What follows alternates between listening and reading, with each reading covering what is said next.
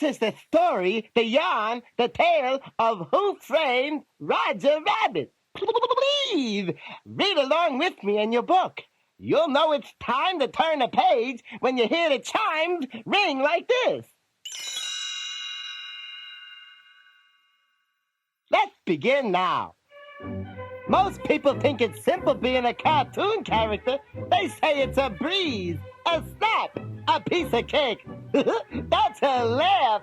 And I should know I'm Roger Rabbit, king of the comics, guru of grins, sultan of smiles. You see, cartoon characters, toons they call us, are really just actors. We live in a place called Toontown, and we gotta work like anybody else. Take me, for instance. I spend most of my time on movie sets at the Maroon Cartoon Studios. My boss is R.K. Maroon. While I was on the set one day, he was upstairs talking to a detective, a gumshoe, a private eye named Eddie Valiant. Okay, Valiant, here's the deal. Roger Rabbit's wife, Jessica, has been getting friendly with another guy. I want you to look into it. Get some pictures to wise the rabbit up. Forget it, Maroon. I don't work in Toontown. You don't have to. She sings at a place called the Ink and Paint Club. Toon review, strictly humans only. Eddie looked into it all right. He went to the club that night and caught Jessica's eye. When the curtain opened, he was surprised, astonished, stupefied. Jessica wasn't a rabbit at all. What she was beautiful.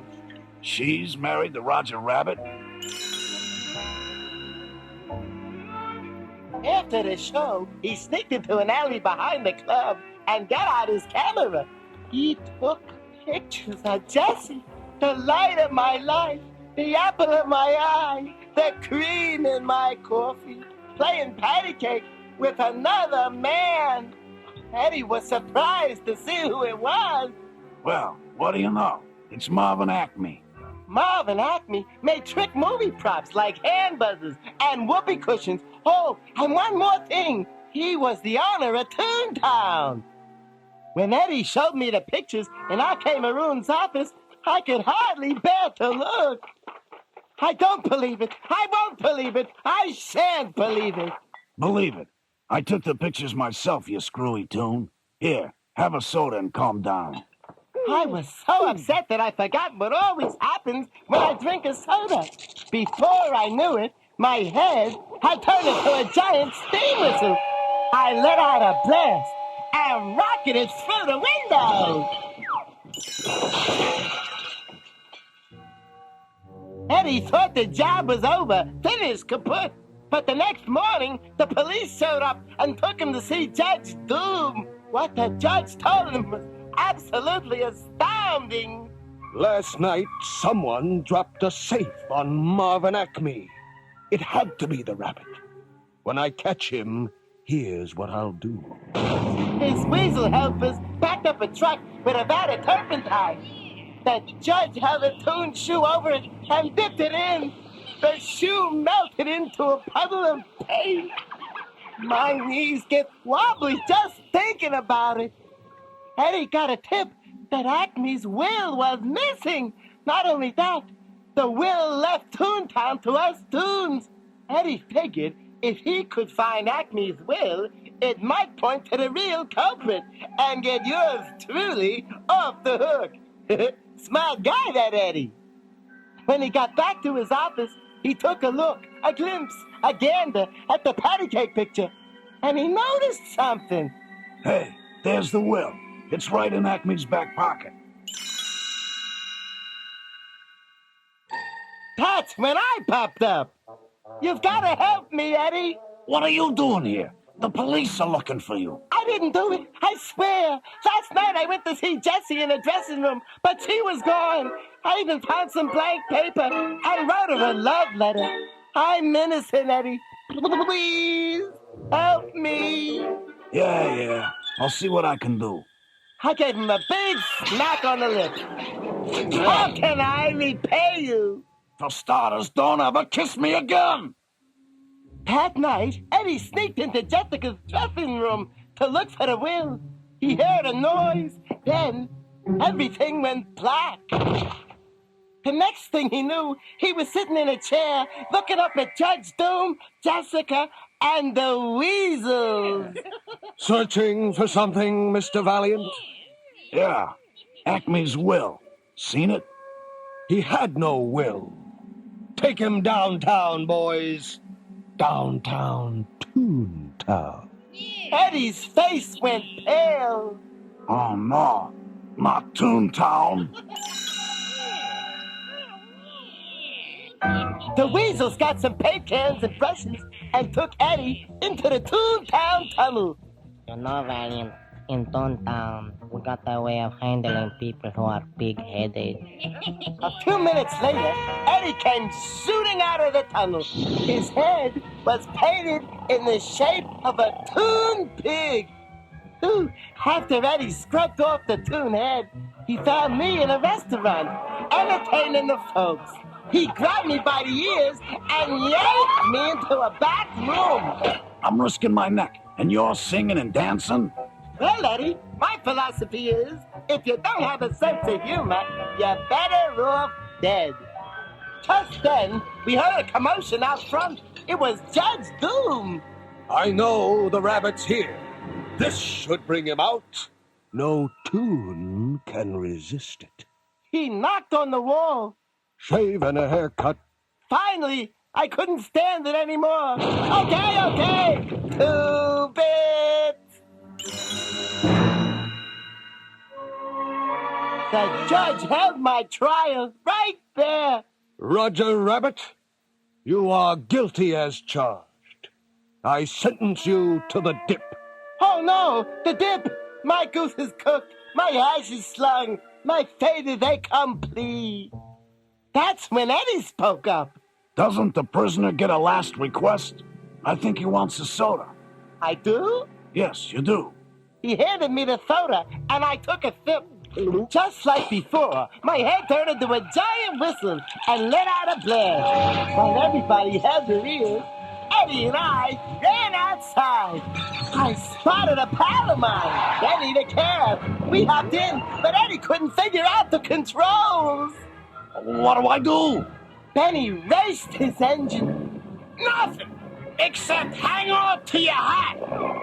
A few minutes later, we were home free, out of the woods, in like Flynn. Benny dropped us off in front of a movie theater. If you ever need a lift, just stick out your thumb. We hid in the theater where a cartoon was playing. The crowd was cracking up, going wild, rolling in the aisles. Everybody but Eddie. Hey, Eddie, how come you never laugh? You want to know? My brother was bumped off in Toontown. A toon dropped a piano on him, then ran off. No one's seen him since. You must hate me. No wonder you yanked my ears. I don't hate you. And I'm sorry I yanked your ears, okay? Now I understood why he was such a sourpuss all the time. Eddie was suspicious of Arcade Maroon, so we drove to the studio to visit him. Eddie went upstairs, and I watched the parking lot. I was supposed to honk the horn if I saw anything fishy, cockeyed, out of line. A minute later, I heard a noise, but before I could do anything, somebody clobbered me over the head with a frying pan. Then dumped me into the trunk of a car. Upstairs, Eddie had convinced R.K. Maroon to talk. It's not what you think, Valiant.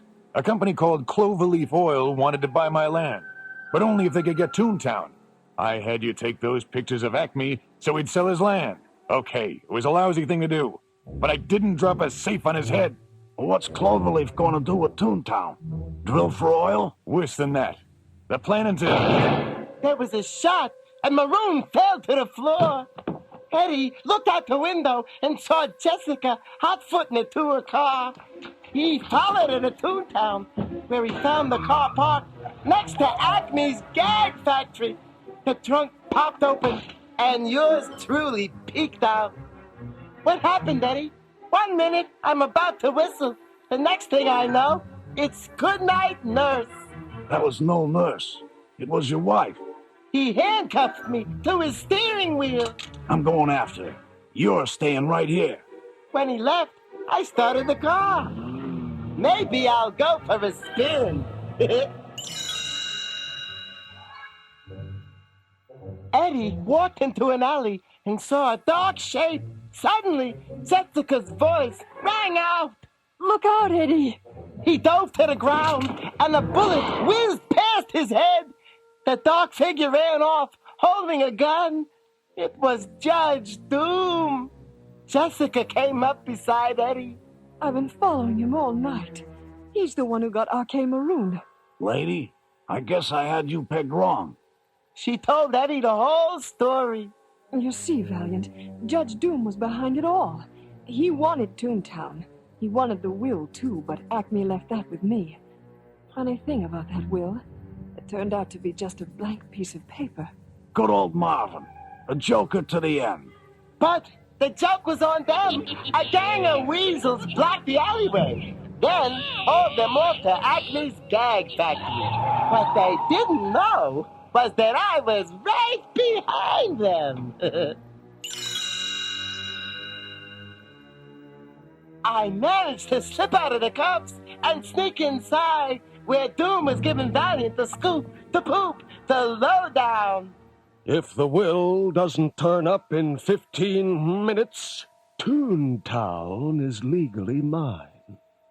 You see, I am Cloverleaf Oil. He brought out a huge dip cannon. Once I own Toontown, I'm using this to dip it off the face of the earth. Dip Toontown? It was too terrible to believe. I decided it was time to bite the bullet, hit the beach, okay the corral. I dove into the plumbing and shot out of a drain, sending the weasels flying. I turned to Judge Doom. You think you can get away with this? We Toons may be idiotic, but we're not stupid. While I was yapping away, one of Doom's buddies pushed a stack of bricks off the rafters right above me. Jesse hurried over. Roger, say something. Look at the pretty stars. They tied Jesse and me to a big hook and turned on the dip cannon. Then the judge grabbed an oxygen tank and started sucking oxygen. He stretched and changed, blowing up like a balloon. Eddie staggered back. Holy Toledo, you're a toon. Not just any toon, Eddie. Recognize me? I dropped a piano on your brother, and now it's your turn. Doom turned his hand into a giant buzzsaw and started forward. As he did, Eddie grabbed the dip cannon and pointed it toward Judge Doom. A minute later, the judge was just a smear of pain. When Eddie untied us, Jessica gave me a hug. I figured it was time to read her the love letter. Dear Jessie, I'm Marvin Acme of sound, mind, and body. Hey, it's the will. Acme wrote it with disappearing, reappearing ink. And now it's coming back. It was all there. Acme had left Toontown to us Toons. Afterwards, when we walked outside, the sun was just coming up over Toontown. I grinned. So, Eddie, you think you're gonna keep your sense of humor? Does this answer your question? Yeah. Eddie, can I ask just one favor? Sure, kid. Go ahead. Don't ever kiss me again!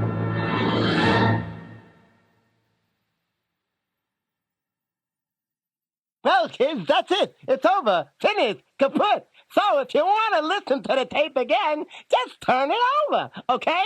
See you later.